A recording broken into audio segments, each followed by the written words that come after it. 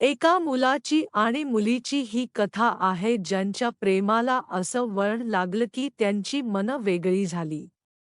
कपिल आणि प्रीती हे छोट्या शहरातील चांगले मित्र होते.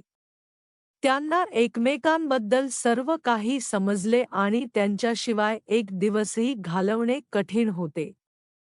या दोघांमध्ये प्रेमाची भावना निर्माण झाली होती, पण त्यांना आपल्या भावना समोरच्यासमोर मांडता आल्या नाहीत. एके दिवशी कपिलने प्रीतीकडे आपल्या भावना व्यक्त केल्या, पण निशाने ते वैयक्तिकरित्या घेतले नाही. तिला त्याला फक्त त्यांचा मित्र म्हणून बघायचे होते. या असामान्य प्रतिक्रियेने कपिलला खूप धक्का बसला.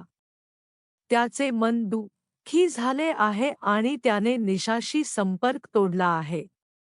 प्रीतीने त्यांची माफी मागण्याचा प्रयत्न केला, मात्र कपिलने तिचे ऐकले नाही. त्याच्या आयुष्यात एक विचित्र रिकामापणा होता. दिवस गेले, पण कपिलचे मन प्रीतीशिवाय नव्हते. तो रोज तिच्या आठवणीत हरवला होता आणि प्रीतीशिवाय जगण्याचा योग्य मार्ग त्याला सापडत नव्हता. एके दिवशी एक जुना मित्र कपिलला प्रीतीचा फोटो दाखवतो. तिचे हृदय पुन्हा तुटले आणि तिच्या डोळ्यातून अश्रू तरळले. त्याला समजले की तो प्रेमाशिवाय कधीही आनंदी होऊ शकत नाही. विनयने पुन्हा प्रीतीशी संपर्क साधला आणि आपल्या भावना तिच्यासमोर मांडल्या. प्रीतीही त्याची माफी मागते आणि त्यांचे प्रेम पुन्हा नव्या सुरुवातीच्या दिशेने वाटचाल करते.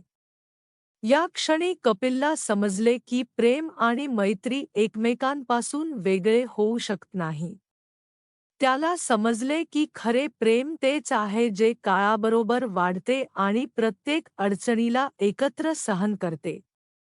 विनय आणि निशाची कथा आपल्याला शिकवते की जेव्हा दोन लोक एकमेकांवर खरे आणि प्रामाणिकपणे प्रेम करतात, तेव्हा कोणतीही अडचण त्यांचे नाते तुटू शकत नाही.